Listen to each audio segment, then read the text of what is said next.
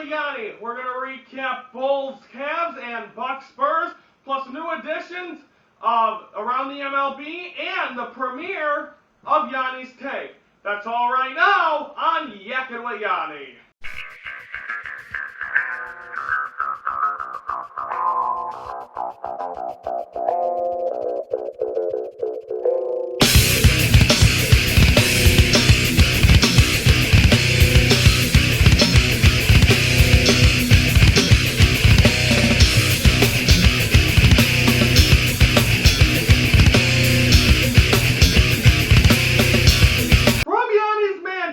Welcome to this December the 6th edition of the Yackin Wit Yoni. I am Ryan Yanishatis. Let's get right into it as we're going to start this thing off with recapping the Bulls and Cavs from last night. Both teams from around here were in action.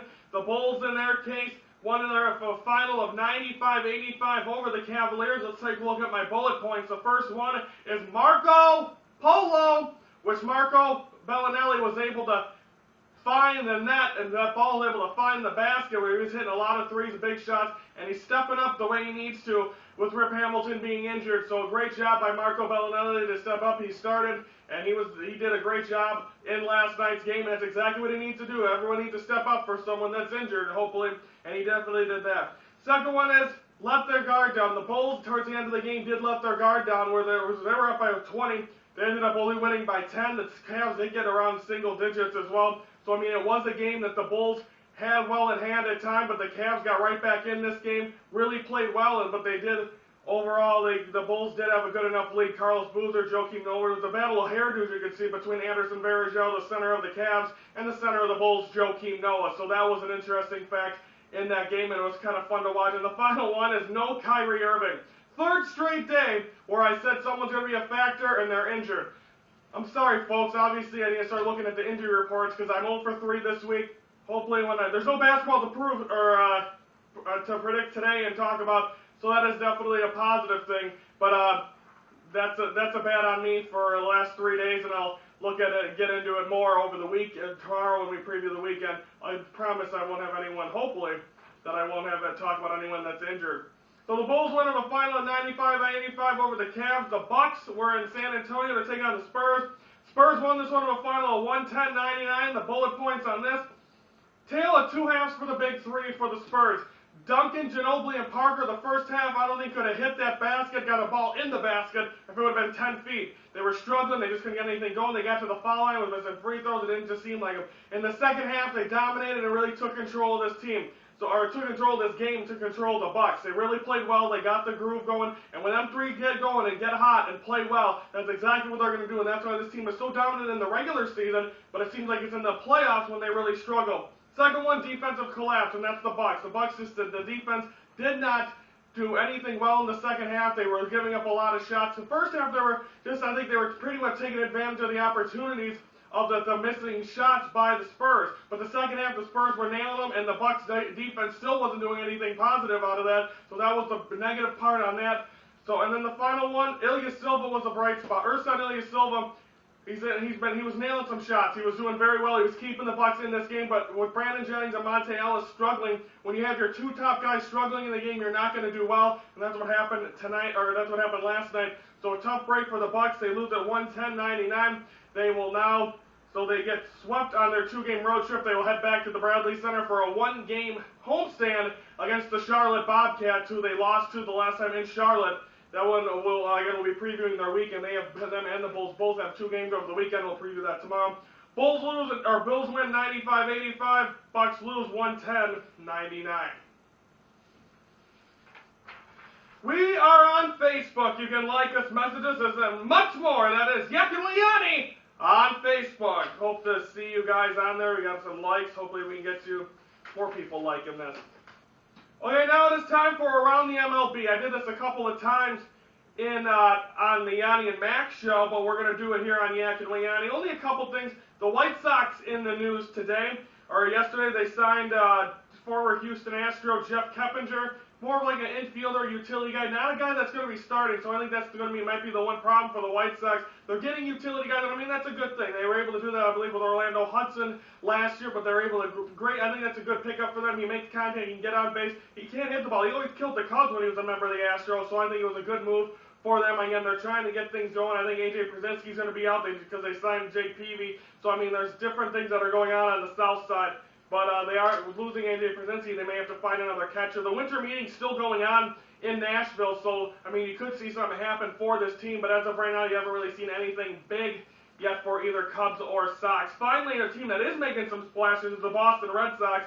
In the winter meetings, as of late, they signed Johnny Gomes, the outfielder who was with the Oakland A's, and then Shane Victorino, who was originally a Philadelphia Philly, then went to the Dodgers in a trade. Now he's with the Boston Red Sox. And again, that also questions or brings up the fact, what's going to happen with Jacoby Ellsbury? Again, don't forget the Red Sox made that trade. They traded Carl Crawford. They traded out Josh Beckett, Adrian Gonzalez to the Los Angeles Dodgers. So they're kind of restarting over. They have a new manager there as well. I mean, they have a lot of things to look at. So, I mean, and then Bobby Valentine goes, I think they're trying to just forget about last year and bring in this year, which I don't think they're going to be much. I don't think they're going to be very competitive this year. I think it's going to be Yankees, Rays. I think the Orioles were a one-year thing as well.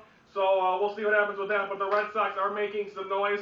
Maybe move Jacoby Ellsbury over. I'm not sure what they can do with that. But we'll see if they end up keeping him. Trade talks have been around. But again, that's all that happens in the winter meetings. Nothing's really happened with the Cubs. They did introduce Jim DeShays as their color play-by-play man at Wrigley Field. He said, as a Houston guy, it was hard to leave Houston. But as a baseball guy, you have to come here.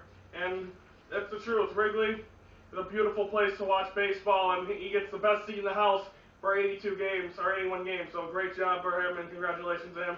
Still no moves as of yet for either or for the Cubs yet. They got signed a rookie, but yeah, they did sign Scott Feldman and also Scott Feldman and Scott Baker as pitchers. That is a new. That'll wrap it up for around the MLB.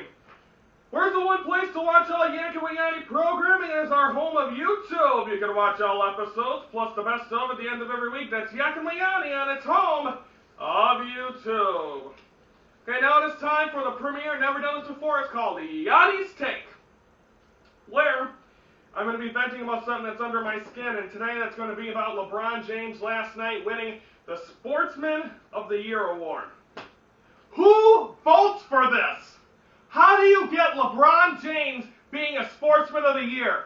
A guy that is so full of himself that he had to join two of his buddies to try to win a championship instead of going to Cleveland, staying there and saying, you know, I deserve this championship. That title I earned. This one he did not. All he was with is with his buddies. If him in the Sports Illustrated cover with the ring and all that, you know what, you could say, I think it's a tainted ring. I mean, when you got him and when you got to go with Chris Bosh and Dwayne Wade, and once them two were signed, sealed to Miami, he had to do a 1-hour special to pick what team he wanted to be on and get other teams' hopes up. Yes, one of them was the Bulls. Yes, I was hoping he'd be a Chicago Bull. Am I mad because he's not? Of course I am. But the way he did it was definitely absurd. You wouldn't see Michael Jordan do that. You wouldn't see even Kobe Bryant do that. You didn't see Dwight Howard do that, to raise a 1-hour show to say, you know what? I'm going to decide to pick team, but I'm going to hold everyone on the edge of their seats and break the other team's hearts when he went to go to Miami. I'm taking my talent to South Beach. I am not taking away from the talent this man has. Everyone's comparing him to Michael Jordan and Kobe Bryant. Hello? 6 rings, 5 rings, 1 ring. Yes, you've been there for what? This is your 3rd year now? The first year you made it to the finals and lost to the Mavericks. This year last year you beat, or 2 years ago that was that. Then last year you beat the Oklahoma City Thunder. Let's see what you do this year. You just lost to a team with 1 win.